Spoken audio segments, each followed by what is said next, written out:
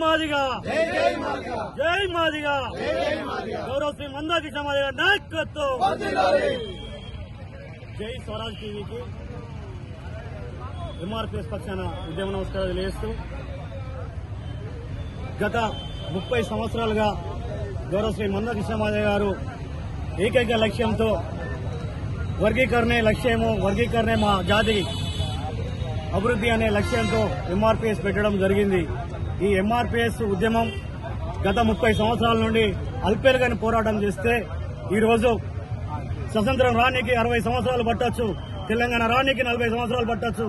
కానీ ఒకే జాతిలో పుట్టి ఒకే మాదిగ బిడ్డ ఒకే లక్ష్యం అనే ఎస్సీ వర్గీకరణ అనే లక్ష్యం పెట్టుకుని 30 సంవత్సరాల పోరాట ఫలితం ఈరోజు మాదిగ జాతి ఏకతాటి మీద ఉండి సంబరాలు చేసుకునే రోజు ఇలా మాకు పండుగ దినంగా భావిస్తున్నాం.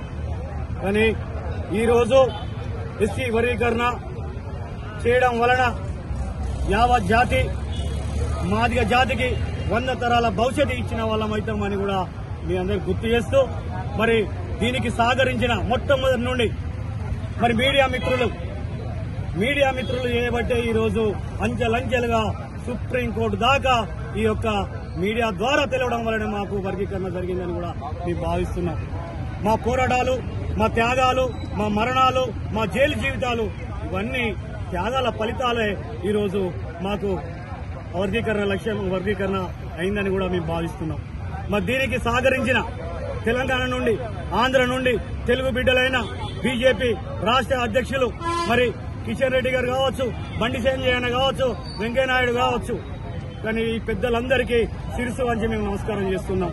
దానికి మరి భారతదేశ చరిత్రలో మొట్టమొదటిసారిగా మాదిగ జాతికి మీటింగ్ కు ఏకైక లక్ష్యంతో పెట్టుకున్న మీటింగ్ విశ్వరూప మహాసభకు ఇచ్చేసిన గౌరవ నరేంద్ర మోడీ గారు మా జాతిని వర్ణిస్తూ మా కృష్ణమాదిగను హక్కున చేర్చుకొని మా కృష్ణమాదిగ త్యాగ ఫలితమే ఇవాళ వర్గీకరణ జరిగిందని కూడా మేము భావిస్తున్నాం. మరి సుప్రీంకోర్టు ధర్మాసనాన్ని 7 జడ్జీలతోని నిర్మించి ఈ బీజేపీ ప్రభుత్వం మాదిగ జాతికి పురుడు పోసిందని కూడా మేము భావిస్తున్నాం. మరి మాదిగ జాతి అంచెలంచెలుగా ఈ యొక్క వెనుకబడితనాన్ని ఈ రోజు నుండి మేము ముందుకు తీసుకెళ్లడానికి ఈ యొక్క మోడీ ప్రభుత్వం మమ్మల్ని ముందుకు నడిపించడానికి బాటలేసిందని కూడా మేము భావిస్తున్నాం. సుప్రీంకోర్టు తీర్మానం ఇవాళ శాసనంగా రాయబడ్డదంటే డాక్టర్ బిఆర్ అంబేద్కర్ రాసిన రాజ్యాంగంలో ఇది కూడా ఒక భాగంగా లిఖించబడదని ఈ రోజు నుండి మేము భావిస్తున్నాం.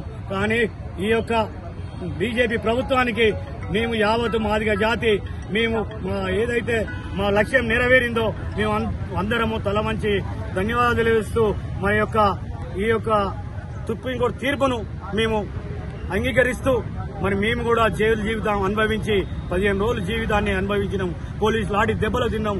ఎంఆర్పీఎస్ కార్యకర్తగా అంచెలంచెలుగా కృష్ణమాదిగ చేయబట్టి ఈ రోజు 30 ఏళ్లుగా మేము ఒక త్యాగాన్ని గురించుకొని ఒక లక్ష్యాన్ని చేరుకొని ఇవాళ సాధించిన చరిత్ర మాకు దక్కిందని భావిస్తూ ఆశాభావం వ్యక్తం చేస్తూ సంతోషంతో మేము నిండుగా మంచి మనసుతో ఉన్నామని భావిస్తూ మీడియా మిత్రులందరికీ జై భీములు, జై మంద కృష్ణమాదిగ, జై అంబేద్కర్.